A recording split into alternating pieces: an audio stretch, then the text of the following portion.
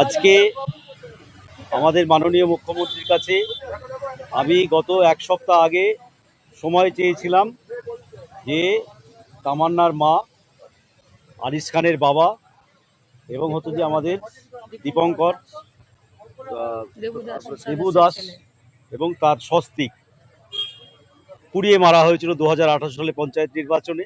ওনার ছেলে তখন ছোট ছিল। এখন যে দেখতে পাচ্ছেন তামান্না, আপনারা সবাই জানেন, নদিয়ার কালীগঞ্জে নির্বাচন উত্তর পরিস্থিতিতে বিজয় মিছিলে আমাদের তামান্নাকে খুন করেছিল। আর আনিস খান, সেটাও আপনারা সবাই জানেন, সেই সময়ের আর মীনাক্ষী মুখার্জি, আমাদের পার্টি কেন্দ্রীয় কমিটি মেম্বার সহ আমরা চিফ মিনিস্টারের কাছে, মুখ্যমন্ত্রীর কাছে সময় চেয়েছিলাম। আজকে উনি 4টের সময় দিয়েছিলেন, কিন্তু যেহেতু আমাদের বিধানসভা একটু অনেকক্ষণ চললো, তাই তারপরে আমরা ওনার কাছে নিয়ে গিয়েছিলাম।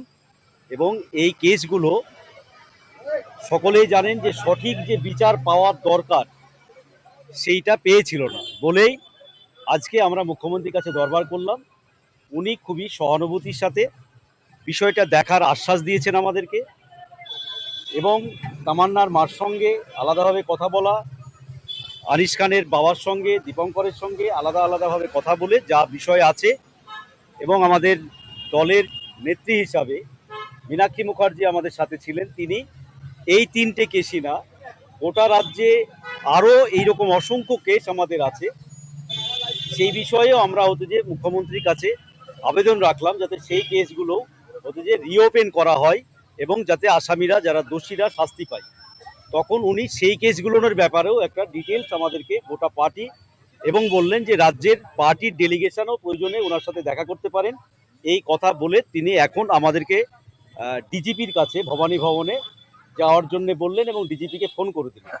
আমরা এখন ডিজিপির কাছে যাব, তার সাথে তিনার সাথে দেখা করব এবং টোটাল বিষয়গুলো যে বলবো। বাকিটা তামান্নার মা আছে, আনিস খানের বাবা আছে, দীপঙ্কর দাস আছে, যার ফলে, এবং আমাদের নেত্রী হিসাবে মীনাক্ষী মুখোপাধ্যায় আছে। তাদের কাছে আপনারা একটু শুনে নিয়ে বাকিটা জেনে নেবেন।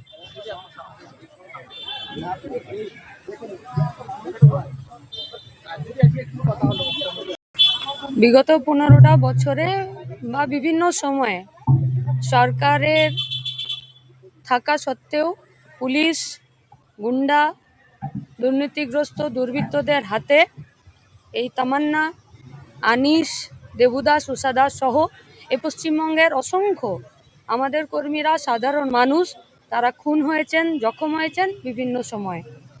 আমরা এই বিগত সময়ে আমরা দেখেছি পুলিশ, সরকার তারা কোনো রকম ব্যবস্থা গ্রহণ করেননি।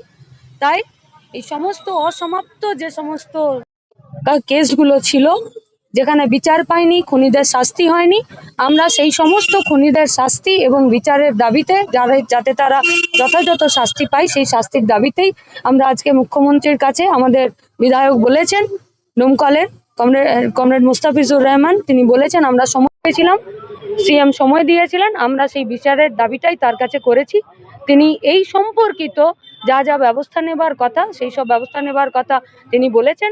আমরা ভবিষ্যতে দেখব যে যাতে এই ধরনের ঘটনা না ঘটে, আর যে ঘটনাগুলো ঘটেছে, যারা খুন হয়েছেন, আমার আশেপাশে যারা আছে তারা প্রত্যেকেই শোকস্তব্ধ পরিবার, এরকম অসংখ্য পরিবার গোটা পশ্চিমবঙ্গে আছে, তারা যাতে দ্রুত বিচার পায়, ইনক্লুডিং আরজি করেও যে খুন হয়েছে, যে ধর্ষণ হয়েছে, তারও বিচার সমেত এই গোটা পশ্চিমবঙ্গের যারা এইভাবে সমস্যাতে খুন হয়েছেন, এই ধরনের যাদের সাথে ঘটনা ঘটেছে, তারা যাতে দ্রুত বিচার পায়, এই বিচারের দাবিতেই আমরা সিএমকে বলেছি পুলিশ এবং প্রশাসন এবং সরকার দ্রুততার সাথে যাতে তারা ব্যবস্থা গ্রহণ করেন এবং সমস্ত কেসের নিষ্পত্তি হয়ে যারা দোষী তারা যাতে দ্রুততার সাথে শাস্তি পান।